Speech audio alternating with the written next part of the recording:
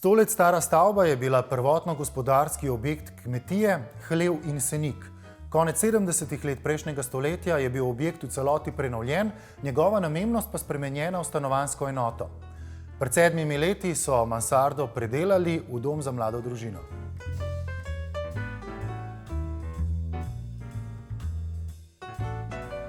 Na praznem podstrešju sta arhitekta Nina in Matevž Granda zasnovala udobno in svetlo stanovanje.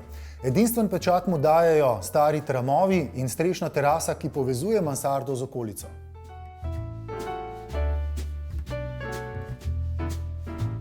Stavba, v kateri se nahajamo, je starejša, že nekajkrat obnovljena. Prvotna namembnost stavbe je bila nekoliko drugačna, kot je danes. Ja, tako je. Stavba je bila zgrajena pred približno 100 leti in prvotno je bila to del stavbe stanovanjski, drug del gospodarski. Tukaj je bila vrtnarija mojih prednikov. Stavba je bila potem kasneje prenovljena v 70. letih, da je postala v celoti stanovanjska in mansarda, kjer se nahajamo zdaj, je bila pa do pred 7 leti neizkoriščena. Je bila naselitev tega dela praznega poseben izziv za vaju kot arhitekta? Ja, midva sva iskala eno dobro rešitev za najin stanovanjski problem takrat pred 7 leti in to se je nekako ponudilo kot dobra priložnost in hkrati tudi arhitekturni izziv. Šlo je tudi za najin prvi skupni arhitekturni projekt. Tudi to je bil na nek način izziv, ampak se je izkazal kot eno zelo zanimivo in plodno sodelovanje. Tako da vsi izzivi so nekako končali kot v nekih dobrih rešitvah, ki še zdaj funkcionirajo. Omenili ste, da je bil prostor nedostopen, se pravi, ste verjetno morali najprej ta problem rešiti. Tako je, ja. Prej je bila hiša povezana s spodnjimi prostori tukaj na sredini tlorisa, mi pa smo seveda hoteli zagotoviti svoj dostop, kar je pomenilo zunanje stopnišče. Stopnišče smo zgradili kot lahko jekleno konstrukcijo, tudi da volumensko ne preglasi obstoječega objekta, da deluje čim bolj lahkotno, tudi čim bolj enostavno, da zagotovi funkcijo prehajanja med nivoji. Osrednji prostor ima impozantno višino, poseben čar mu dajo te odlično ohranjeni leseni tramovi. Naju je ta stara konstrukcija navdihnila, želela sva jo imeti vidno, ker je zanimiva, ker pač govori o tem, kako je streha sestavljena, kako je tole les material, ki je star 100 let, v bistvu ne, pa je zdrav, je kvaliteten in sva to želela pokazati, s tem živeti. Ne. Ja, se mi zdi, da je vedno na vseh področjih življenja dobro kombinirati neko tradicijo z drznostjo in prihodnostjo. Ta zasnova je bilo res neko igrišče za naju, kjer sva se totalno prepustila vsemu. Če delaš za zunanjega naročnika, si seveda bolj pazljiv, upoštevaš njegove želje. Tukaj sva pa si privoščila kakšno rešitev, ki si jo sicer morda ne bi. Kar se tlorisa tiče, je bil koncept v ozadju ta, da 8 ur svojega časa prespimo, 8 ur delamo in 8 ur imamo prostega časa in tudi v tem razmerju je potem nekako tloris razdeljen, to se vidi iz tlorisa in iz prereza, ne, da je 1/3 površin namenjena spanju, 2/3 pa bivanju in drugim dejavnostim. To stanovanje je svetlo, zračno, je pa tudi posebno po svoji formi, po volumnu. In se mi zdi, da ta belina, ki se nadaljuje tudi po tleh, kar v redu poudarja ta razgiban volumen. Da morda ga niti ne bi bilo smiselno prekinjati z nekim drugim materialom ali pa barvo. Stanovanje je z zunanjim stopniščem povezano z vrtom, kljub temu pa sta arhitekta že pri načrtovanju začutila, da si želita več stika z okolico. Zato sta si na južnem delu omislila strešno teraso. Steklena vrata, ki povezujejo stanovanje s teraso in strešna okna v mansardo prepuščajo obilo naravne svetlobe, ki spodbudno vpliva na zdravje, bivanje pa je prijetnejše. Danes preživimo 90% časa v notranjosti. Pojavil se je že izraz indoor generation, kar v bistvu opisuje točno to naše preživljanje časa v notranjosti. In zato moramo poskrbeti, da imamo v teh notranjih prostorih, tako v službi, v delovnih in doma, v domačem okolju, veliko naravne svetlobe in tudi možnost zračenja in dostopa svežega zraka. Tukaj bi omenila še dva parametra, ki sta pomembna za nekako kontroliranje, recimo temu, kakovosti zraka v notranjosti. Eno je količina zračne vlage. Priporočljivo je, da je ta med 40 in 60 odstotki, s tem, da po zimi, ko je zunaj hladno, je recimo maksimum priporočen 45 odstotkov. Drug parameter kakovosti notranjega zraka je pa CO2, ki vpliva na koncentracijo. Vsi vemo, da ko smo dolgo časa v nekem prostoru, pa posebej, če je več ljudi, že avtomatsko sami uporabimo, da odprimo okna, da dobimo več kisika. Ali obstajajo kakšna pravila oziroma predpisi, ki določajo, kakšna mora biti površina oken glede na tlorisno površino? Tako je. V Sloveniji veljajo minimalni tehnični predpisi, ki določajo, da mora biti okenskih površin za 20 odstotkov glede na tlorisno površino prostora. To govorimo o minimumu, to niso priporočila ali povprečje. Če dam primer, v enodružinski hiši, otroška soba recimo, ki ima 3x3 metre površine oziroma to je 9 kvadratnih metrov, bi to pomenilo 1,8 kvadratnega metra okenskih odprtin. To je v današnjem času velikokrat eno okno oziroma balkonska vrata, recimo, ta tako imenovani francoski balkon, ki je 1x2 metra in to pomeni 2 kvadratna metra, vendar ti predpisi upoštevajo še nekaj, da se v to površino šteje vse, kar je nad 50 cm od tal. In v takem primeru bi ta soba v bistvu imela samo 1,5 kvadratnega metra in je podhranjena z naravno svetlobo. Zakaj to sploh poudarjamo in izpostavljamo? Po izkušnjah iz sejma Dom nekaj tednov nazaj so nas obiskovalci v bistvu veliko spraševali ravno o tem, koliko okenskih površin v kakšen prostor dati in tudi kako jih razporediti.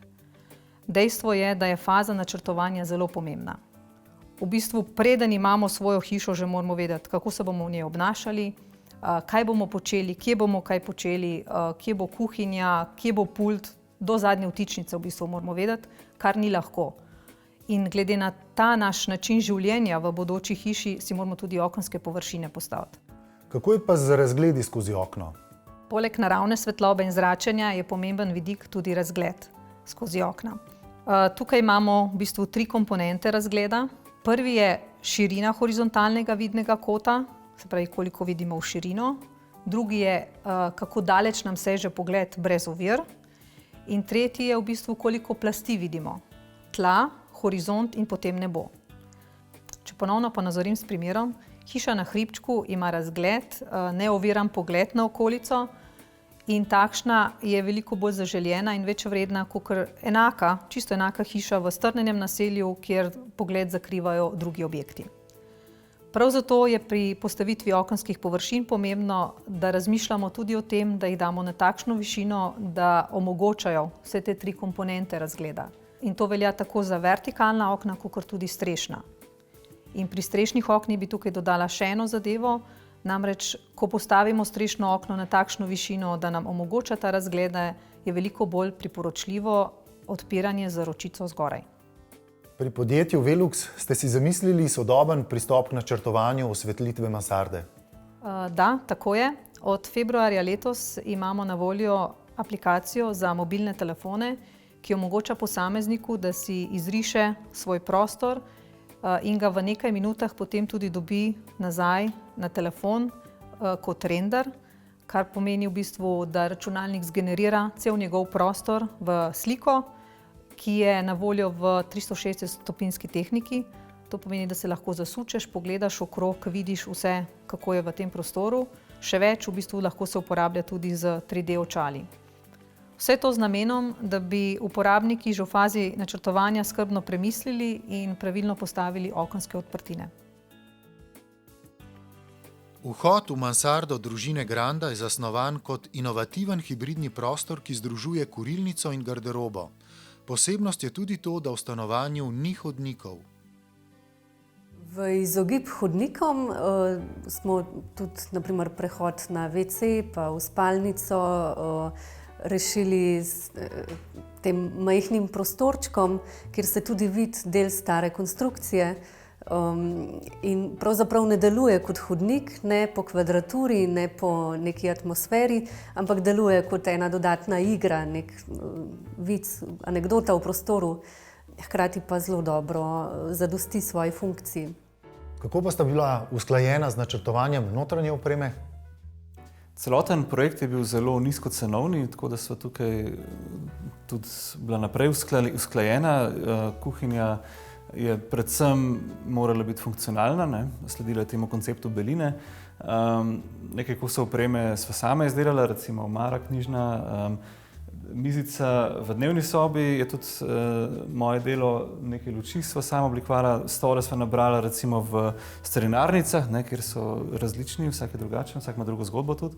Ja, pri opremi je veliko enostavnih rešitev, kot recimo zavesa v spalnici, ki rešuje garderobno nišo, kar se pa izkaže zelo dobrodošlo pri otrocih, ker se igrajo gledališče in uporabljajo zaveso za svoj oder. So projektirala stanovanje, sva imela prvega otroka na poti, kmalu za prvim je prišla druga hčerka in pred letom in pol se nam je pridružil še tretji član, oziroma peti član družine, tretji otrok. Tako da smo postavljeni zdaj pred izziv, kako v tem tlorisu funkcionalno prilagoditi novi situaciji, ampak tukaj tudi malo že to fleksibilnost, mogoče kako bomo zamenjavo spalnih prostorov pridobili pač to površino, večjo površino za otroka, ki je potrebna, in manjšo za naju. No, predvsem pa ta višina tukaj dopušča še neke dodatne prostore in že spet dodatno igranje, tokrat po vertikali, ne po horizontali. Kako vidva kot arhitekta gledata na razvoj arhitekture v Sloveniji? Na to vprašanje je zelo težko odgovoriti, ker je zelo široko, ampak skozi najino delo se srečujeva z produkcijo slovenske arhitekture in tudi širše. Sva namreč ustanovila pred leti revijo Outsider. Naj navdušuje to, da je v Sloveniji veliko arhitekture, ki je zelo dobra, in se ta nivo tudi zvišuje, ne?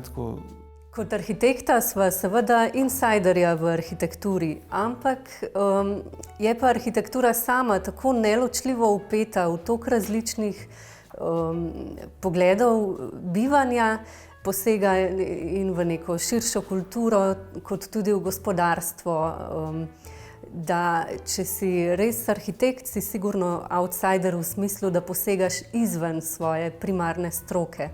Arhitektura je eno področje, kjer je v Sloveniji veliko presežkov, še več pa je tukaj področji enega neizkoriščenega potenciala. Ta potencial je neizkoriščen malo zaradi zakonodajnih težav, zaradi političnih omejitev. To želimo tudi z delom pri Outsiderju nekako po lastnih močeh spreminjati na bolje.